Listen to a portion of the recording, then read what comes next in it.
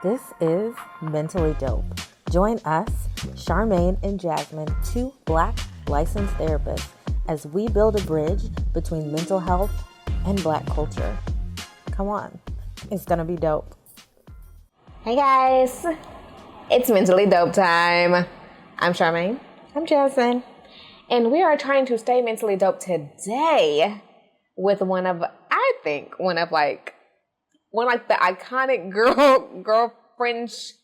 friendships online. My girlfriends. They're thick and thin.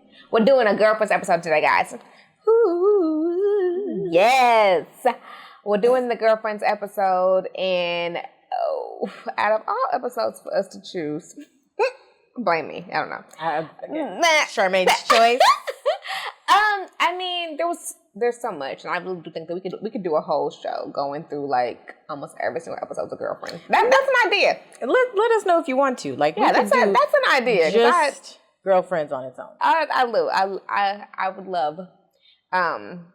Yeah, I love Girlfriends. But this particular episode that we have chosen, season 6, episode 21, episode 22, because it was a 2-part episode. Party over here, ain't nothing over there. At this point, we get to a point. If y'all have been rocking with Girlfriends, if you have not been rocking with Girlfriends, I don't know where you've been at. But if you have been rocking with Girlfriends, we are all the way in season 6, the very end of season 6. Back in the day when episodes still had like 21, 22 episodes. Listen, I don't know dozens of episodes. I'm actually mad now because nowadays I watch a show, I get 9 episodes. And like, season finale. Golly! Like I didn't even get in the groove yet. I love the idea of just being able to tell a story for a long period of time. Yes. And just play around. Yes. I just be doing too much now. But, you know, it's nice to go back in time. Stick your little toe in there. Yeah, back in the day when we had long seasons. Mm-hmm. Whatever. Yeah. So episodes 21, 22. Mm-hmm. This is, I want to do another song like Alexa play. Is this the end? Is this the end? And it was the end. This was the end of Joan and Toni's friendship. On the show, yeah. Yes. Mm-hmm. So it was actually a very emotional episode for me. Because I mean, like I said, I had been rocking with this friendship for a while. Mm-hmm. Show how it was dysfunctional. I think it was just like, you know, friends. You know, they showed a lot about human people. Dysfunctional human people. So listen, it's hot girl summer. Y'all are in these streets, or maybe we're working on getting in these streets. And so we just want to talk a little bit also about like self-harm and how that can be different than self-care, but sometimes it can kind of look similar. Or we think it looks similar. So that's like kind of like the idea of this episode of like when we are doing things in the name of self-care, but it's actually self-harmful. Mm-hmm, mm-hmm. And in this episode, tell us what happened. Joan, once again, if you guys have been watching the show for a while, Joan is not the it girl. She doesn't really feel like a hot girl out of the group. She has her moments, but you can tell that Joan's like not like really confident, not like. I don't think she's ever been. Yeah, she's not. She has a lot of insecurities. There's a lot of episodes, well, at least a couple that I was able to think of where Joan was told that she was not that cute. I even remember like what was the episode where her boyfriend told her that she was like a 6. I was like, really? And this said not your boyfriend anymore. 6.5 for her booty. Yeah. It's not gonna be my boyfriend anymore, but I think that was like she had like internalized this idea of her being lesser, like not being pretty, and become who she was. And then in this moment, she opens up a restaurant. She gets a cover of a magazine, a local magazine, and she's called like the It Girl. And it goes to her head. She gets money. She starts being around people, and we don't really know how to handle it. And then she starts doing things that she is justifying by saying, I am loving myself. I am finally feeling myself. I am doing things in the name of self-care, but it becomes self-destructive and self-harmful. Yes, absolutely. So Joan shows up in her freakum dress, okay, trying to go to a party with a whole bunch of people she does not know, to impress all those people, to have fun, to be with the it crowd, and it don't turn out real well. In multiple ways. In multiple ways. Because for one, she has already been alienating her friends. Like, her friends have been doing things. Her friends have been needing her around. She's not there because they aren't part of the it crowd. She like makes the comment to them of like, this particular party is for celebrities. And Toni asked her because she's like, Joan, are you going to be there tomorrow? And she's like, what, Toni? I don't care. They don't have an extra ticket. They don't want like regular. She said something like that. And I'm like, yeah. Okay, that's what we doing right now? That's what we doing. I'm feeling myself. Okay, but you like shooting at the people that are supposed to be your support people while you're feeling yourself. Yes. So there's that, right? So we're alienate people who love us, potentially keep us grounded, like, don't know, but like we're alienate these people, like our core circle, where she was doing things, not saying that she didn't have the money because she was getting money from the restaurant, but this is something else. Let's have a little plug. And I'm not saying that I've never did it, but some of us have did it too. When you spend money on things in the name of self-care, but you know you can't afford them, so then they become self-harmful. Joan went out and bought a Porsche. It's not funny, but just the way that it all happened was kind of crazy. I mean, but even like we can even go smaller. How many I know people who be like, oh, I'm gonna go hang out with my friends and have margaritas and drinks because I need it, and it's self-care. You ain't got you ain't got money for margaritas and drinks. I need to go get a pedicure in the name of self-care. You ain't got money for no pedicure. So I get it. It's we've seen that it's self-care, but is it not self-harmful? Self-destructive? I will add to that, and I will say, this is why self-care is specific. People cannot just do blanket self-care and call it self-care. Your self-care has to be specific to you. Yes. So if you outlined a budget and you have goals, you start at the beginning of the year, say, at the end of the year, I want to save this amount of money and I don't want to overspend.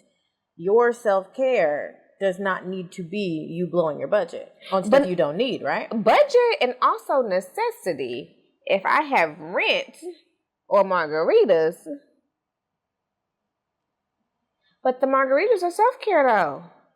But what if you need a margarita to deal with the stress of the fact that you can't pay your rent? I'm just saying, we don't want to cross over into respectability politics or anything like that. But I understand what you're saying. Yes. You know your situation. Yes. You know your bank account. Yes. So if your money could be better spent doing something that actually has like longevity and can take care of you, because that's the hard part too. Self-care is, to me, about literally creating a life and a lifestyle that you do not want to run away from. A full lifestyle. It's not about creating things that are momentarily going to continue to cause longevity issues. So I can definitely go out, or I can definitely go spend this money today, but there are going to be ramifications for this tomorrow. Right. That's going to make my life worse or harder than it was before. Yes. That is part of the issue. And I think that's a good measuring stick for if your self-care is going to do for you or work against you. Yes. So even in this particular episode, we see that even though they were in like a not so healthy place, like her friends, we had Maya, who had just like, got a new house and she wanted everybody to enjoy her space. I don't know what was going on with Lynn at the time. Y'all know Lynn was special. Lynn is always going to be Lynn. And then Toni was going through a very, very serious child custody case with her ex-husband at the time about like, getting her child or get her child taken away from her. And it was not looking too well for some of the stuff that Toni had been through. So she was like really depending on Joan. And Joan chose this party and these actions over her friend. She literally stopped in to hand her friend a housewarming gift. To hand Maya a gift, a bottle of wine, and said, I'm leaving. Like literally didn't even sit down, just walked in, here's your gift, I'm heading out. And then you knew you had to be up the next morning early for court, and you put yourself in a situation where you potentially were not going to be available for yourself, for your friends, for all of it. And that's why I said that it sounded nice that she felt like that she felt good. People like she wanted to have fun. All these things. Like she was finally an it girl, or so she thought. She was finally an it girl, and it turned more self-destructive than it turned self-care. I think that it was self-destructive. Listen, this is why self-care is specific. There are reasons why this was not self-care for Joan. For some people, it might have been. It might have been self-care to be like, no, I'm choosing me in this moment. I'm going to go do me. It was not that for Joan, because that was not her situation. She showed up to a party in a freakum dress, and nobody else was dressed the same, but she, again, wanted attention to be on her. She wanted people to look at her and connect with her. I think that's also the hard thing, too, of when you're going to a space, which I'm not saying anything's wrong with this, because, I mean, you've been here. When you're going to a space that is not your norm, being invited to these parties was not something that she had ever happened before. So she had no concept of what the party looked like. She had no concept of dress code. She didn't know anything about it. She just knew it people were there, and I want to be an it person, so I'm going to go. Yeah, so therefore I'm going to show up to a party. I don't know the attire. I don't know what's going to look like. She didn't know a single person that was going to be there, really. Like, the photographer was the person we talked to, but nobody else she knew. And the photographer also hurt her feelings when she said, hey, you called me the it girl. And he was like, I call everybody the it girl. Oh. Pop that little bubble. That's not even the worst thing he said, but we all move on because that photographer was ruthless. But there was so much. And then when she goes to the party, she drinks way too much because she's clearly out of place. Yes, and uncomfortable. So therefore she wants to like make herself feel better by let me just like numb this down. Which I don't know, to me, in that moment, if I felt that uncomfortable, you don't have to stay there. You don't have to stay there. Get in your car and leave. Yeah. But no, I'm going to get multiple drinks and not even multiple. The girl got smashed, okay? To the point where she was throwing up during the party and could not come back from it, dancing. And no, it wasn't a dancing party. Listen, I don't even think I want to be at a party if it's not a dancing party. It was really, but she knows her people. It was really boring, but whatever. She knows her people. I mean, Puerto Rico. I don't know what that was about, but she got embarrassed multiple times by multiple people. Yes. Because it was her trying too hard. She was operating from a place of insecurity and not from a place of confidence. If she was confident and she felt good about what she was doing, dance by yourself. Drink as much as you want. Sing as loud as you want. Or as little as you want. Exactly. But that is a big part of when we have confidence within ourselves. It does not come from anybody else, and we don't need anyone else to validate it. Mm-hmm. But when our confidence does not come from us, it comes from other people. That's why it goes up and down the way that it does, because I constantly need you to continue to fill my cup. That part. So we see this in this moment where Joan did not feel confident. She just had other people validating her, and that made her feel confident in the moment, but it was fleeting. We also saw this in the same, like, if you go back a little bit farther, because something else happens in this episode that was also hurtful. But Joan had been dating like 3 different men at the same time. And one of them actually... But again, that was from her newfound confidence. Her newfound confidence. I'm that girl. I can do that now. I have the confidence to do that now. Or at least somebody told me that. Yes. And one of the men that she was dating happened to be a ball player. So she had one guy who really liked her, but the ball player was balling. And she was like, I get to be with a ball player. Well, he's close to the it crowd community. Yes. And she talked bad about the guy who really liked her. That he wasn't good enough. That she had somebody else who was better and that she could have better. So why was she not? And then sees this same man at this party and was like, help me. And that man was like, you ain't cute and you pathetic.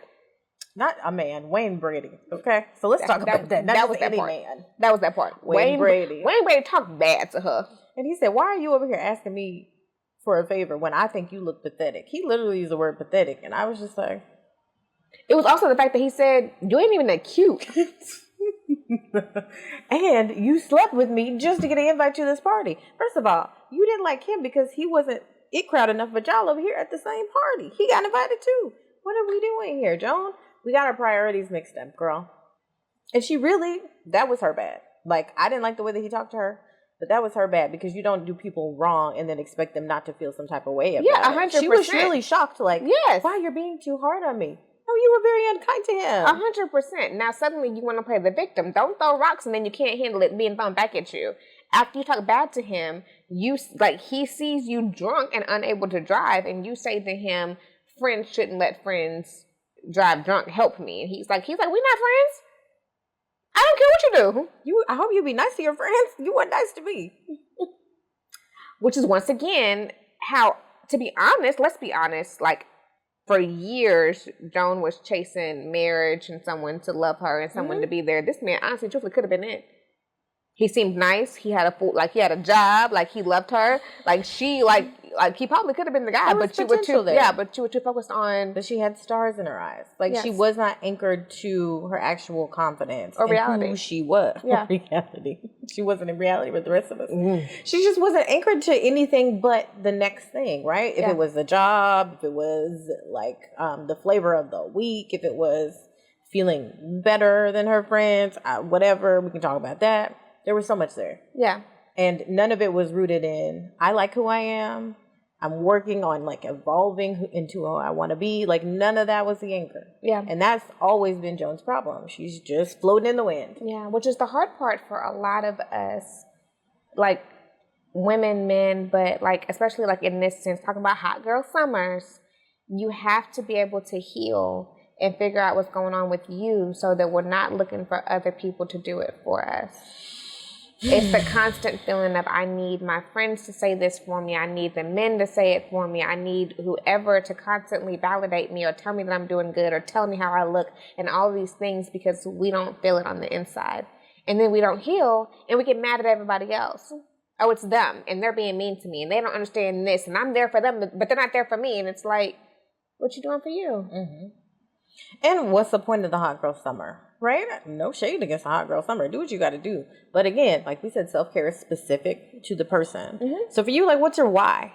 Why are you showing up? Why are you doing it? Are you being honest with yourself while you're doing it? I feel like that's a big part, because a lot of people will show up and be like, I can do something casual. I can do all of this. But they're not a casual person. And they're just not wired that way. And that's fine. Yes. But stop lying to yourself. Right. And also, is that harmful when you know at the end of that hot girl summer, you're going to be crushed in your feelings because the things that you and your partner decided on at the very beginning, that this was casual and no strings attached, you really wasn't about that life. You just wanted to do that, right? Are you lying to yourself and then setting yourself up to fail later because you're going to be brokenhearted and crushed and all these things? I mean, even that, like even for this, for Joan in this situation, there is the question of what happens after. And I ask people that all the time. I'm like, well, I just want to live for the now. I get it. You live for the now. But you also prepare a little bit for the later, because later is going to happen. So while I'm out here, like, excommunicating all my friends in the name of hot girl summer, what happens when the summer ends and I need my friends? Oh, we saw what happened. Her friends were gone. Well, that's what I'm saying. The people that she needed and that were her support people, she treated like crap. So this is how I frame it in my head. I don't know how you do it. Okay. I don't know if everybody else does it this way, but when I have to make a decision about self-care and like it's a now versus later situation, I just say to myself, don't be trifling to yourself. Literally, I said, don't be trifling to yourself. So sometimes I would be like, that's a problem for later me. But when I say that, I think that leans more into the self-harm than the self-care. Right? Oh, that I don't care. Like, I know that I'm going to have to clean this up later. I know it's going to be a problem later, but I don't want to deal with it. It's different than, how can I do my best in this situation so that I can be present in the situation, right? Like you said, if we're too future-oriented. Yes, but there is a hard part. But like you said, there's a piece in that.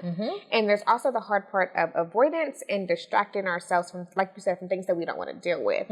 I've definitely put myself in situations like I said, I have definitely spent money because I always had the idea of spend a check and get it right back, until that starts piling up. I'm going to have it on Thursday. So what we're going to do is do this. And then when Thursday comes, you're like, okay, well, I spent a little bit too much to cover this on Thursday. Maybe next check. Okay, well, I spent a little bit too much from last time in this time, and now we at this check, and I'm just like, was my self-care caring? Or now am I sitting over here looking at this credit card bill like, who did this? Oh, I did this. Okay. Did I need that? All right. Here we are. And you got to deal with all the ramifications of that. When you could have sat with yourself and not been impulsive about some things, right? Or been even honest with yourself. About something. Yeah. Or been honest with yourself. Like, okay, so you can't go. It sucks. Or even that. I think that you can... Sometimes people know that they're spending money and that it's going to bite them in the butt later. But like knowing and having that conversation with, I know that I'm distracting myself right now, but when I get to it, I'm going to deal with it. I'm going to do it. Right now, I can't do it. Mm-hmm. Like, there's boundaries around it. It's not like I'm going to spend all of this time distracting and disconnecting. It's like, I'm going to take this night, I'm going to disconnect, yes, I'm going to do that, and then I'm going to come back but to if the it. 1 night turns into 2 nights, turns into 3 nights, turns into 4 nights, turns into 5 nights. And then it's a whole 6 months and we ain't done nothing. You know what I'm saying? So like, and we got some self-destruction where now I want to cry and be like, somebody needs to help me with this. Mm-hmm. But girl, we love you. That's why we're telling you this. What you really needed to do was sit with your feelings and then take a moment to decide what was next. Yeah. And that's the thing. Like, literally, if Joan would have just sat and been like, I feel good about all of this. All this attention feels good, but I don't need to get too caught up. I need to remember where I came from. Like, if she literally just sat with some stuff. But that's the hard part of, like, we don't want to hear stuff like that. What is the hard part? When her friends, even when Toni was telling her stuff like, Joan, like, calm down. Toni was hating. You hating. You don't want 2 of us to be at the top, so you just hating right now, so I'm going to keep doing me. I don't want to be held accountable. I get it. And you're blocking my sunshine. But that's also how she learned. She had to get slapped around a little bit and be bawling her eyes out over Portia. Which also is like the vulnerable spot to come back to your friends and say, I messed up. Mm-hmm.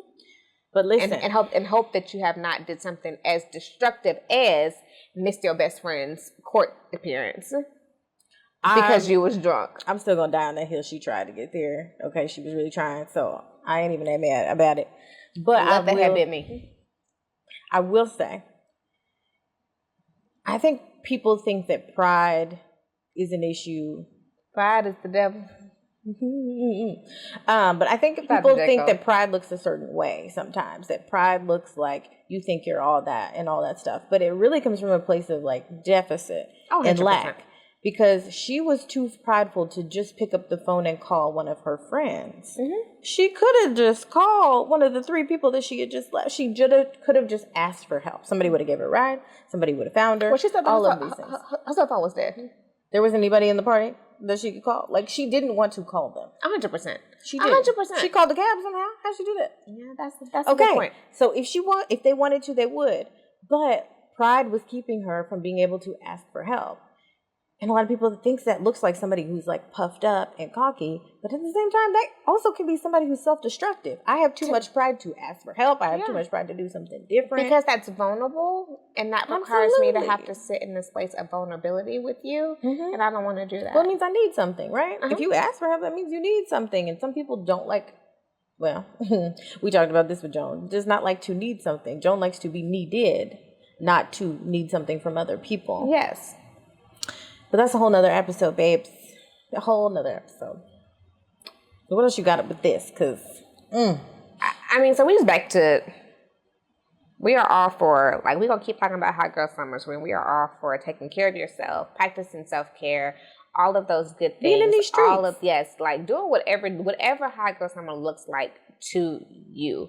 Like, whatever self-care looks like to you. But making sure that we have a balance so that our self-care is never self-destructive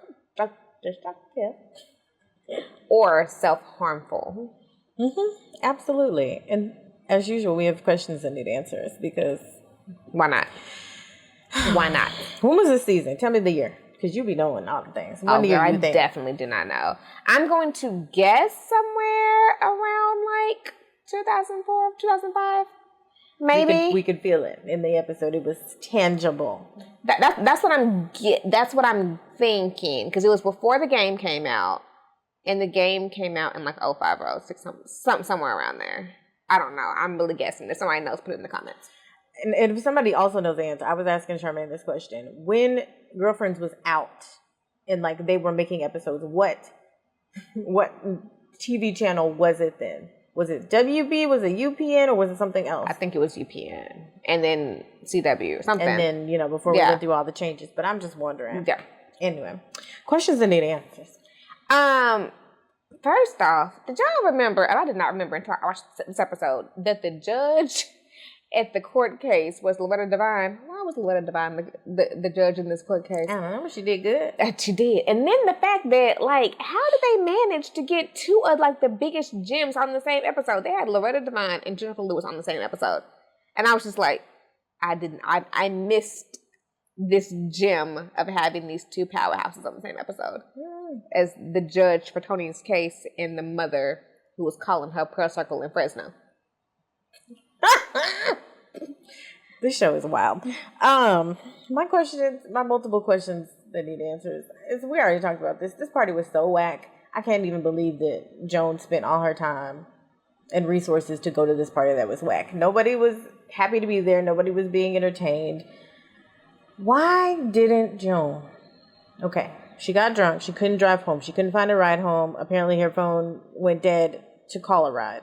Why didn't she just sleep in her car? She was laying on the grass. In somebody's front yard. In somebody's front yard where there were sprinklers. Sleep in your car. Why would you do this? I don't understand. It makes no sense. No, it made no sense. And also, who was the man playing the piano and everybody was screaming Puerto Rico? God, I don't know either. I don't understand. But I did like... They were trying really hard to be on beat. I will tell you that, but...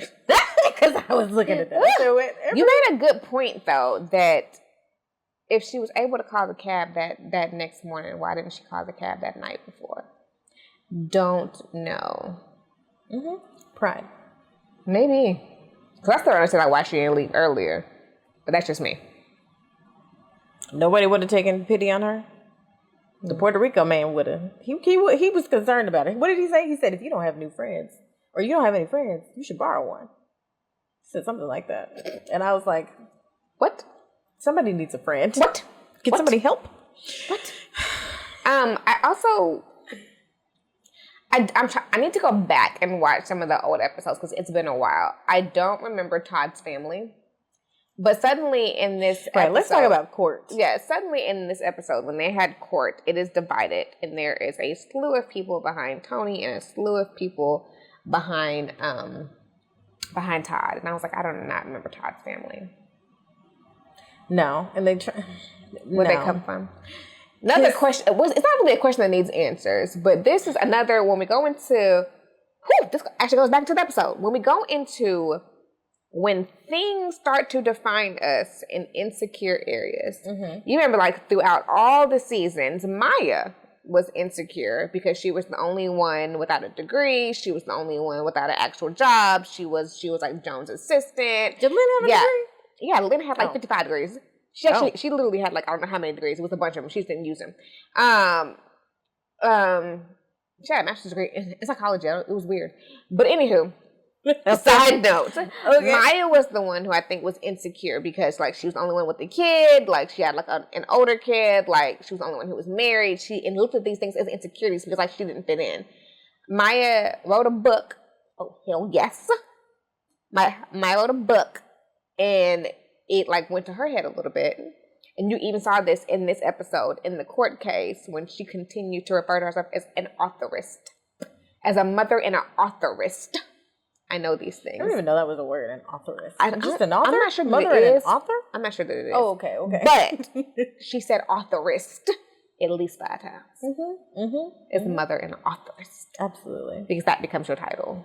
And I would also say, if you ever go on the stand and your friends start talking the way they were talking, hey, get them off the stand because they ain't finna do nothing good for me. If they keep saying, "Oh, she's a good mother," she's a good mother. I think that she knew that though, which is why she was depending so hard on Joan. She knew that Maya was gonna get up there and say something crazy. Lynn was always gonna say something crazy. Be off her rocker. She knew that she needed Joan, and Joan didn't show up for her.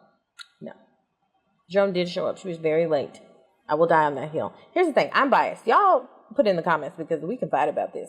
I do not like Toni. I never liked Toni. I think she's just kind of a terrible human. And low-key, a lot of people are. I did not like Toni. Never liked Toni. I think that Toni also has some insecurities that show that within her too. No, absolutely. That doesn't mean that's not true. I'm just saying I don't like her as a person. And it's hard for me to find a lot of empathy for Toni because I love me some Toni. She's kind of a leech, and I don't like that very much. So that's what I struggle with Toni. But maybe if Toni's your favorite character, I don't know. Tell me something. But my last question that needs answers is the lawyer. Todd's lawyer. Was she out on bond or something? She didn't seem very stable. A few French fries short of a Happy Meal. I don't know what was going on. And then she called Toni a borderline something with a narcissistic something. It was, people just be using words. And let me tell you, lawyers will do it too. I've been in many a court situation, and lawyers just be like, is this right? So you just made that up, so no, it isn't right. Like, it's just so strange. But, in an open court? Does anybody know the answer? Is family court open like that? Just anybody can walk into family court, and they have a very personal custody dispute, and somebody baby in the back crying? I guess so. Okay. I guess so. I'm sorry. I don't know, y'all. Y'all, this episode was funny. It was loaded. We had a whole side thing going with like William chasing down Monica. It was just like a lot happening. And then singing in the middle of the street, his Smokey Robinson, "If you feel like loving me." I was like in that emotion. I don't know what was going on. So we'll talk about self-care, self-harm, self-destruction, all those things. But in the words of Lauryn Hill, how you gonna win when you ain't right within? Okay, that's the biggest part of this. You cannot win and elevate or think that you have when you have not dealt with you on the inside. That's just it.